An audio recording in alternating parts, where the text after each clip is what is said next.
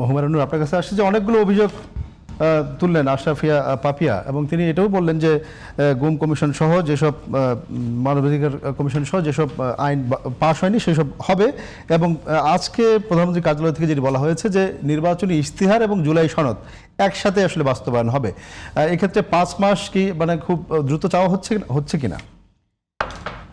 আমি আসলে প্রথমে এই কথাটা বলেই কিন্তু শুরু করেছি যে আপনার যদি সদিচ্ছা থাকতো তাহলে আপনি প্রথম অধিবেশনেই আপনি গুম কমিশন মানবাধিকার কমিশন এবং গুম প্রতিরোধ অধ্যাদেশটা পাশ করিয়ে তারপর আপনি সেটাকে অ্যামেন্ডমেন্ট করতে পারতেন যদি আপনার সত্যি সদিচ্ছা থাকতো।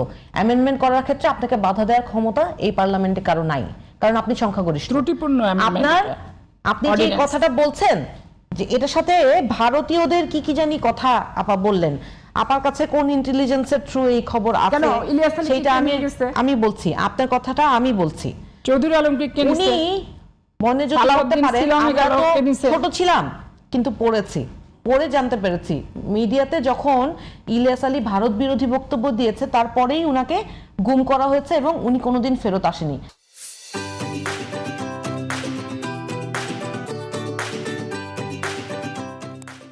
দুঃখ লাগে কি জানেন, আমরা এনসিপি যারা করতে এসেছি তাদের অনেকেরই রাজনীতির দীর্ঘদিনের অভিজ্ঞতা নাই।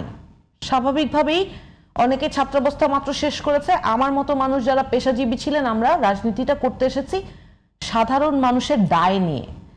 প্রত্যেকটা মানুষ এই অভ্যুত্থানে অংশগ্রহণ করেছে কোনো রাজনৈতিক অভিলাষ নিয়ে না।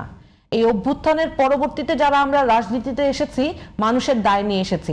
এখন আপনি যদি বলেন যে ধার করা অনুভূতি, আপা আপনি যে 80টা মামলায় ভুক্তভোগী, আপনি যে কোর্টে ঠিক মতো হাঁটতে আপনার পাটা ব্যথায়, আপনি হাঁটতে কষ্ট হয়, চোখে দেখি তো আপনার জন্য কষ্ট হয়। এখন আপনি যদি বলেন যে আপনি আমার দল আর আপনার দল আলাদা বলে আপনার প্রতি আমার সেই অনুভূতিটা কাজ করাটা এটা ধার করা অনুভূতি, মায়াকান্নাটা ইদানিং এনসিপি জামাতের খুব বেশি। এটা বিএনপি বলে না, জামাত বলে না, কারো বলে না, যারা অত্যাচারী তাদের বিরুদ্ধে আমাদের অবস্থান, অভ্যুত্থান সবাই একসাথে দাঁড়িয়ে করেছিলাম। অত্যাচারে যারা অত্যাচারিত হয় তারাই বুঝে। হ্যাঁ, শীততাপ সবাই একসাথে করেছিলাম। তখন এই কথা কেউ বলে নাই যে আমি আমার ব্যথাটুকু আমি দায় নিব, তোর ব্যথাটুকু তুই দায় নিবি, তোর আমার ব্যথার দায় তোমার নাই।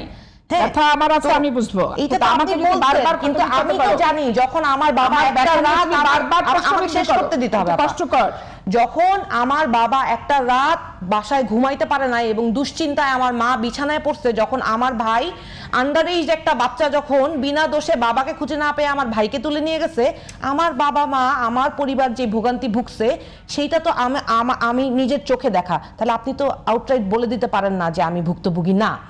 দেখেন এখানে অনেকগুলো ইস্যু আছে যেটার কারণে আমাদেরকে বলতে হয়। ওইটাই আমি বললাম যে আপনার সদিচ্ছা থাকলে আপনি ঠিক যেভাবে ইনভেস্টমেন্ট বাংলাদেশ বিল সহ আরো অনেকগুলো বিল কোনোভাবেই কাউকে এইটার সংশোধনীর প্রস্তাবের সুযোগই দিলেন না, পর্যালোচনার সুযোগ দিলেন না, পাশ করে দিলেন। একইভাবে তো আপনি এই গুম প্রতিরোধ অধ্যাদেশ এবং মানবাধিকার কমিশন অধ্যাদেশ পাশ করতে দিতে পারতেন। আপনি দেখেন মাদকের ইস্যুটা নিয়ে কত ভয়াবহ একটা আইন করেছেন। অনলাইনে মাদক সংক্রান্ত যে বেচা কেনা সংক্রান্ত আলাপ আলোচনা হলেই তাকে সর্বোচ্চ মৃত্যুদণ্ড পর্যন্ত সাজা দেয়া যাবে। মাদক প্রতিরোধ খুবই প্রয়োজনীয়, অন্তত এই জেনারেশনের জন্য খুব প্রয়োজনীয়। কিন্তু কি অবাক করা ব্যাপার, দেখেন কেউ এই আলোচনার মধ্যে আছে তার কাছে কাস্টডিতে মাদকের পাওয়ার কোনো প্রয়োজন নাই। তাহলে আপনি যিনি ধরেন আমি মাদক কিনতে আপনাকে যোগাযোগ করেছি, আপনার কাছে মাদক না থাকলেও আপনি এটার সাথে জড়িত হলে আপনার ফাঁসি হয়ে যাবে। এটা কি ন্যায্য বিচার হইলো? এটা কি ন্যায্য আইন হইলো? এই যে ধরেন এই ধরনের মানে আপনার বাংলাদেশে আইন হওয়া উচিত ইন্টারন্যাশনাল স্ট্যান্ডার্ডে, যাতে মানুষ বিশ্ব বাংলাদেশের দিকে তাকিয়ে দেখে। আমরা একেবারে শেষ অভিযোগ না করে ছাড়তে পারছি না। একটা রিপোর্টে স্পষ্টত এসেছে যে ঢাকা শহরে যে 1200 চাঁদাবাজ চিহ্নিত চাঁদাবাজ আছে, হ্যাঁ 45টা থানায় সক্রিয় 1200 চাঁদাবাজ, তার মধ্যে অধিকাংশই বিএনপির। আপনি কি বলবেন? বুঝতে পারছি। আমরা একেবারে শেষ পর্যন্ত 30 সেকেন্ড চাঁদাবাজের ভিতরে অধিকাংশ চাঁদাবাজ যদি বিএনপির হয় তাহলে আমি বর্তমান সরকারকে বলবো যে এদেরকে যদি ক্রস ফায়ারে দিয়ে সমস্যার সমাধান করতে হয় সেটা করতে হবে। কিন্তু এনসিপি আলারা জামাত ইসলামরা এই 1.5 বছরে কোথায় কোন প্রতিষ্ঠানে অন্তর্বর্তীকালীন সরকার সহ দুর্নীতি করছে, দুর্বৃত্তায়নের সাথে জড়িত হয়েছে, অর্থবিত্তের মালিক হয়েছে, অথচ আজকে তারা লাশের কথা, আজকে তারা আন্দোলনের কথা, আজকে তারা sacrifice-এর কথা, আজকে তারা মামলার কথা বলে মানুষকে বিশৃঙ্খলা বাঁধানোর যে প্রচেষ্টা করছে, এই প্রচেষ্টাটাকেও আমাদের এই প্রচেষ্টাটাকে এই যে প্রচেষ্টা, এই প্রচেষ্টা যে ভণ্ডামি, এই প্রচেষ্টা যে শুধুমাত্র ইসলামকে ছোট করার প্রচেষ্টা, এটা ফরহাদ সাহেবকে আমি বলবো পার্লামেন্টে যেহেতু বলেছেন এটার ব্যাপারে তদন্ত করেন এবং আইনগত ব্যবস্থা গ্রহণ করেন। ধন্যবাদ অ্যাডভোকেট সৈয়দা আশফিয়া।